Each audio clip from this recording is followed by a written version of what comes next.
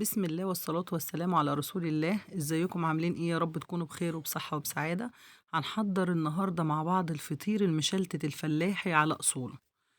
طب بطريقة عبقرية هتخلي الفطير مورق وطري ومقرمش من بره وطري من جوه، وهنعرف مع بعض المقادير المظبوطة جدا بالجرام وبالكوباية، وازاي يطلع معاكي ما شاء الله ناجح جدا من أول مرة.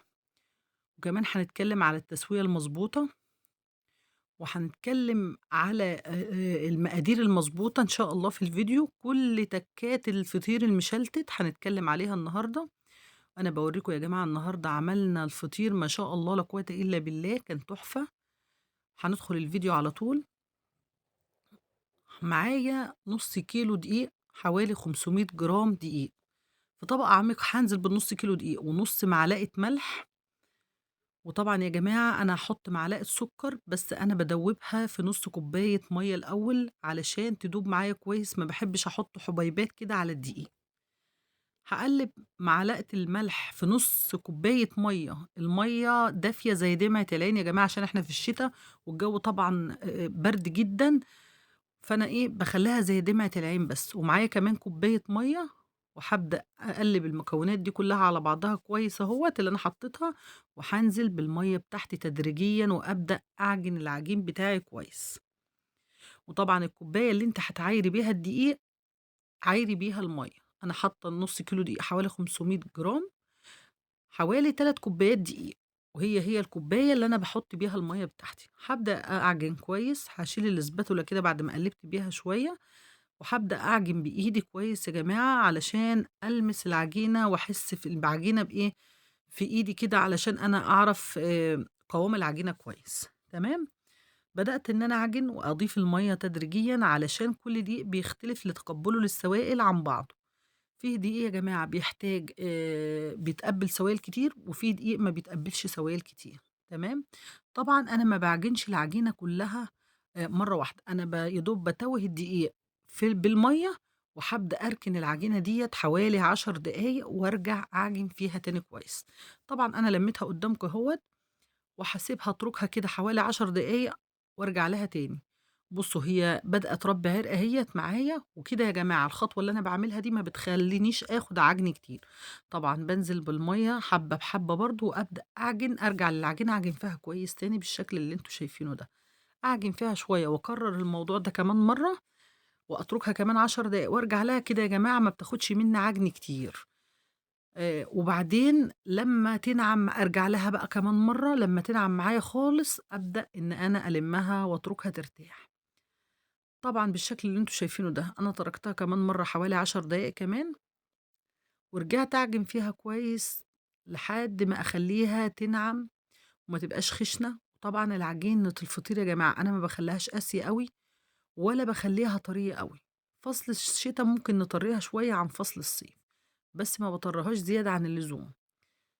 أنا طبعًا ب ب بَلْتها كويس لحد ما أحس إن هي نعمت معايا خالص، بس بالخطوة اللي أنا باتكلم عليها، إنكم تتركوا العجين 10 دقايق وترجعوا تعجنوا فيه تاني، وتتركوه 10 دقايق وترجعوا تعجنوا فيه تاني، ما بتاخدش معايا عجن كتير، أفضل من إنِّك تفضلي تعجني فيها كده تاخد منِّك حوالي 6 دقايق، لكن أنتِ لو هتفضلي تعجني فيها على طول هتاخد منِّك حوالي 12 دقيقة. بُصّوا أنا باورّيكم قوامها، هي نعمت وبقت زي الفل معايا، نعمت وبقت حلوة. فأنا طبعًا هابدأ ألمّها كده في قلب الطبق بتاعي، وهاغطّيها وأتركها ترتاح حوالي ربع ساعة، تمام يا حبايبي؟ تركتها وبعد ربع ساعة طبعًا بعد ما ارتاحت العجينة كويس رجعت لها. بُصّوا العجينة وقوامها ما شاء الله لا قوة إلا بالله. بُصّوا العجينة أنا باورّيها لكم، بُصّوا كده طالما أنا أنزل فيها بصباعي ما تلمِّش تاني تبقى العجينة ارتاحت كويس معايا. وهابدأ إن أنا على الرخامة بتاعتي أفرد حوالي 4 معالق زيت أو سمنة على زيت، 3 معالق، 4 معالق أمسح بيهم الرخامة بتاعتي كويس، أو سمنة أو زبدة برضه على زيت، يعني اللي أنتِ متوفّر عندِك اشتغلي بيه. طبعًا يا جماعة اشتغلي بأي نوع سمنة أنتِ بتفضّليه، عايزة تستخدمي الزبدة ماشي، عايزة تستخدمي سمنة على زبدة تمام، وتضيفي عليهم حبّة زيت كُلّه كويس. هابدأ إن أنا أفرد الفطيرة بتاعتي بالشكل اللي أنتم شايفينه ده على هيئة مستطيل. لإن إحنا بنعمل طريقة فرد جديدة النهارده. إحنا عملنا طُرق للفطير على القناة كتيرة يا جماعة، ودي طريقة جديدة ما بنورّقش بقى وما بنتعبش نفسنا كتير في فرد الفطيرة النهارده. طبعًا هابدأ أنزل بالزبدة بتاعتي أو السمنة بتاعتي، وأنا قُلت لكم استخدمي أي نوع سمنة أو أي نوع زبدة أنتِ مرتاحة له. بعد ما فردت العجينة بتاعتي كويس على شكل مستطيل، بدأت إن أنا أفرد عليها الزبدة أو السمنة بتاعتي كويس أوي، ما باسيبش أي مكان في الفطيرة غير لمّا أفرد عليه السمنة كويس أوي. طبعًا فردت السمنة كويس في كل الجوانب، وطبعًا لازم السمنة تكون لينة بدرجة حرارة المطبخ أو الغرفة اللي أنتِ فيها.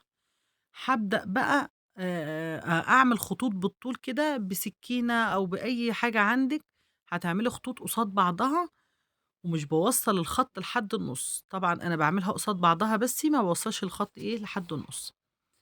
وبعد ما خلّصت الخطوط هابدأ أطوي الجنب اليمين أو الجنب الشمال على الحتّة اللي في النُص، وأطوي الشمال عليه وأضبّطها وألِم لحد ما إيه، ما أخلّصها وبعدين أطويها في قلب العجينة. بُصّوا أنا باطويها في قلب العجينة وأبدأ أجيب الجنب اليمين واضبطه وأجيب الجنب الشمال وأبدأ أطويها في قلب العجينة. أهو بُصّوا باطبّق يا جماعة، مش يعني الفطيرة النهارده سهلة جدًا وما شاء الله هتدّيكِ نتيجة هايلة جدًا.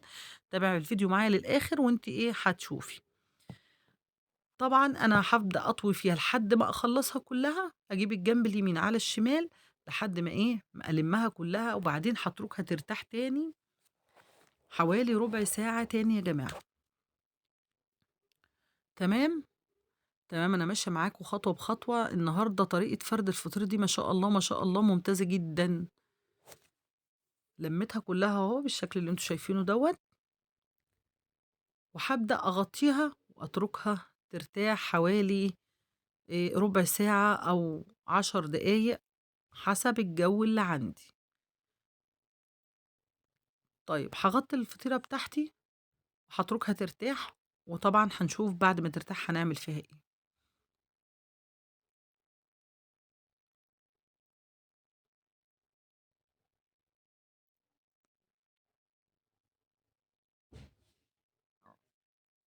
طبعًا يا جماعة الفطيرة بتاعتي ارتاحت حوالي ربع ساعة، هابدأ أفردها فردة بسيطة كده عشان ألمّها كويس. طبعًا أنا مش هاحط لها أي مادة دهنية تاني بعد الفردة دي، لأ أنا هالمّها كويس، أكوّرها بمعنى أصح، أخلّيها شبه الكورة وبعدين أحطها في الصينية بتاعتي.